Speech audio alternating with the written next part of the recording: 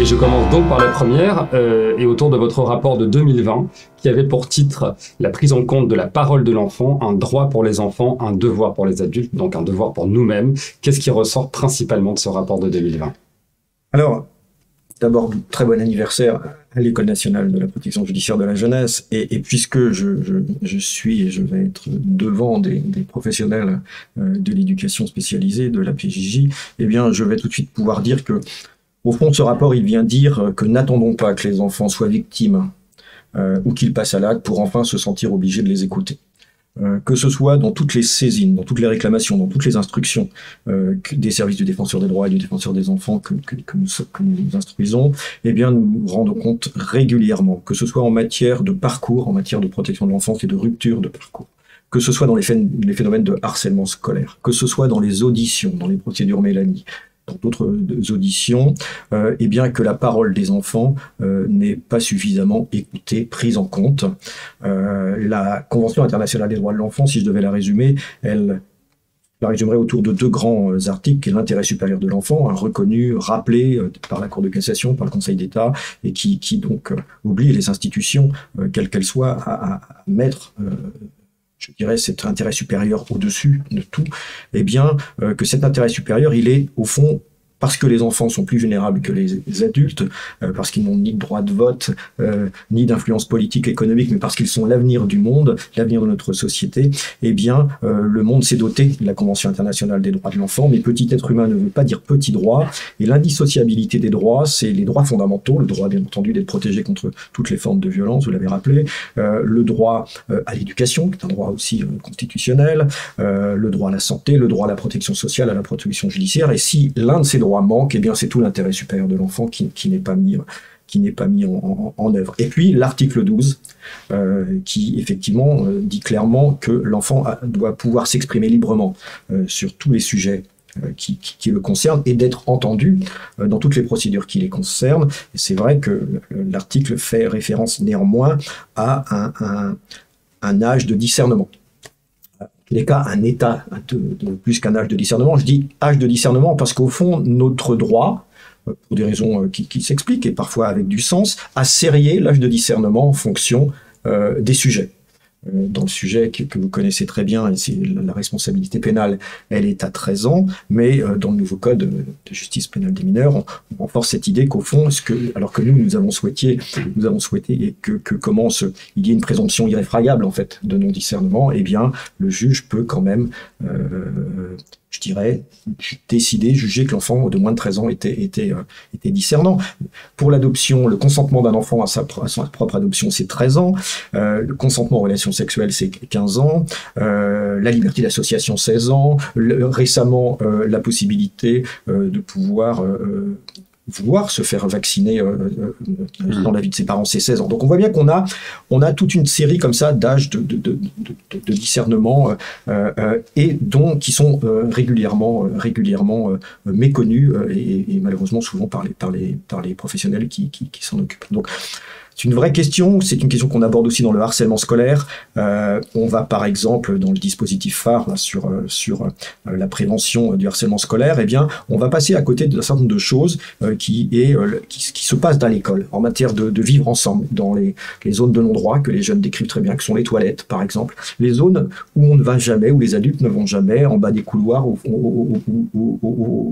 en dessous des escaliers, où on a les sources du harcèlement. Donc on voit bien que... Et après on dit à un enfant, pourquoi tu t'es pas exprimé avant ? C'est-à-dire que personne ne m'a demandé comment j'allais, déjà quand tout allait bien, et donc quand ça va mal. Voilà. Donc on a vraiment besoin, je crois, d'avoir cet état d'esprit de prévention en matière des droits de l'enfant. Et je terminerai par les violences sexuelles sur enfants, avec effectivement la libération de la parole, qui est quelque chose de courageux, de formidable, mais qui n'est pas suffisante pour le défenseur des enfants, puisque j'observe que ce sont des anciens adultes, des anciens enfants qui ont des anciens enfants qui vont exprimer, et l'important ce soit que les enfants actuellement qui puissent s'exprimer dans tous les lieux, que ce soit dans la famille ou dans les institutions qui les prennent en compte.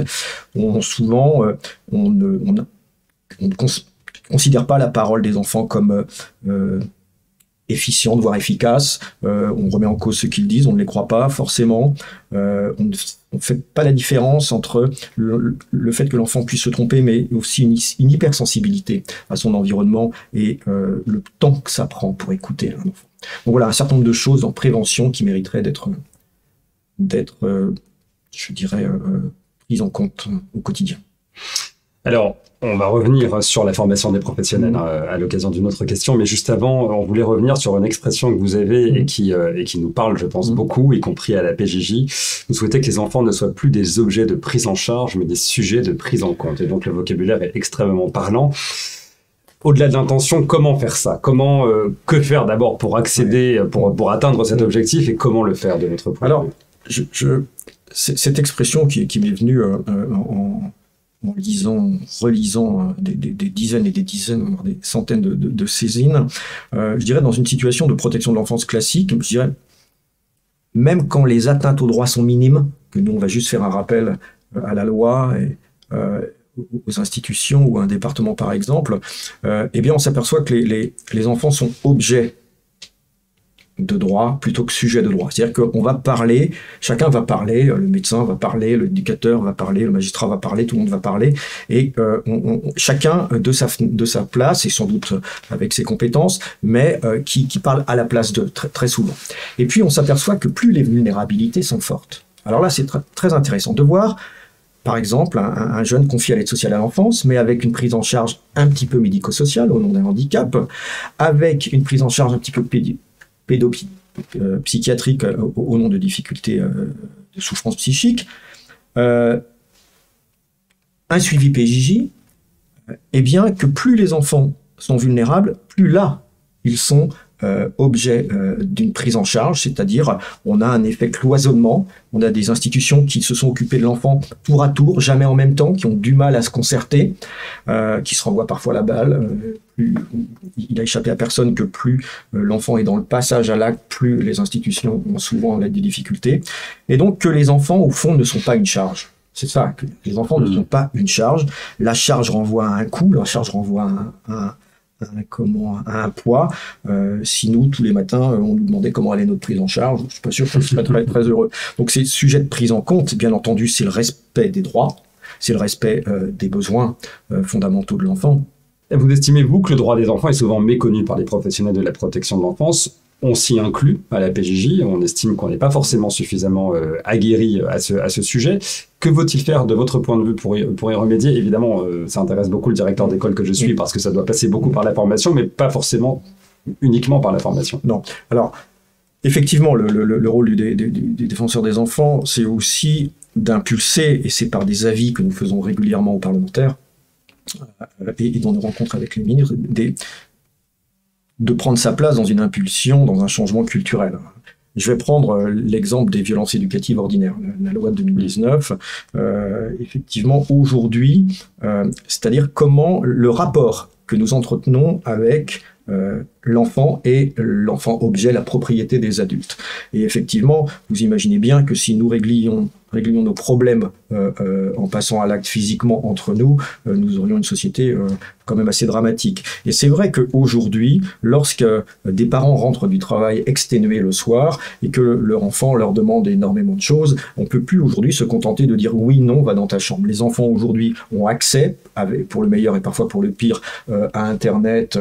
Ils ont une identité numérique qui se construit de plus en plus jeune et ils ont besoin de réponses. Et effectivement, il est intéressant de voir ce qui se passe quand les enfants insistent et que les parents continuent de dire oui, non, va dans ta chambre. Et à un moment donné, effectivement, alors je ne dis pas que la famille est une démocratie et qu'un couple avec 3 enfants les 3 enfants vont avoir la majorité. Non, je dis simplement que c'est intéressant de voir à un moment donné comment l'adulte, en désaccord avec ses enfants, exténué, va passer à l'acte, physiquement. Ça peut être prendre physiquement, ça peut être marqué, ça peut être frappé. Et cette question du rapport au corps de l'enfant est quelque chose qui doit changer culturellement. Et je parlais tout à l'heure bien entendu, je fais pas le lien entre ces violences éducatives ordinaires et les abus les plus dramatiques sur les enfants, mais ce sentiment quand même de déculpabiliser l'adulte quand il touche au corps des enfants. J'aurais pu prendre l'exemple des tout petits pendant la période de Covid. En 2020, par exemple, nous n'avons jamais eu autant de baisse d'hospitalisation pour infection pulmonaire, bronchiolite du tout petit, grippe, etc. Parce qu'on arrêtait de prendre les bébés et de les embrasser tout le temps et de les prendre et de les prendre et de les prendre. C'est pas les bébés qui se refilaient la bronchiolite entre eux. Donc vous voyez, cette question, je dis pas qu'il faut pas cocooner les enfants, mais cette question de l'enfant objet, c'est quelque chose auquel il faut, je dirais, éduquer les futures générations. Et donc là, on a une première génération d'enfants qui est née avec cette loi sur les violences éducatives ordinaires. Et puis, bien entendu, le droit passe par une formation. Une formation, souvent, je me souviens de ce que disait François Mitterrand en 1990, au moment où il dit « Nous allons être un des premiers pays à ratifier la Convention internationale des droits de l'enfant, parce qu'en termes de droits de l'homme, nous avons je dirais, un devoir d'exemplarité par rapport à d'autres pays qui n'ont pas cette histoire. » Et il disait ce sera dur parce que les enfants sont encore beaucoup trop objets de droit et qu'il faut donc former les professionnels à comprendre cette dimension internationale des droits de l'enfant qui, je dirais, a une valeur contraignante, hein, puisque je le disais tout à l'heure, l'intérêt supérieur a été traduit en droit interne et rappelé par la Cour de cassation et le Conseil d'État. Mais c'est vrai que nous avons des droits constitutionnels, l'éducation, vous parliez de protection de l'enfance, l'assistance éducative en 58, la protection administrative un an après, et que donc souvent on considère que nous avions déjà ça dans le droit français. Mais non, encore une fois, ce qui est vraiment important, c'est l'article 3, l'intérêt supérieur de l'enfant, et l'article 12, parce que comment assurer la prise en compte des besoins et des droits de l'enfant si on ne l'écoute pas. Donc c'est vraiment cette connaissance de la Convention qui me paraît, c'est vraiment un changement de posture culturelle et professionnelle, et donc les professionnels, c'est eux d'abord qui doivent, et d'autant plus quand les enfants viennent de contextes familiaux très vulnérables, avec sur certaines carences, et donc c'est important que ces enfants puissent entendre de la part de professionnels leurs droits. Et puis bien entendu, les institutions qui sont souvent très contraignantes et qui parfois, je vous dirais, je peux observer que l'intérêt supérieur des institutions passe avant l'intérêt supérieur des enfants.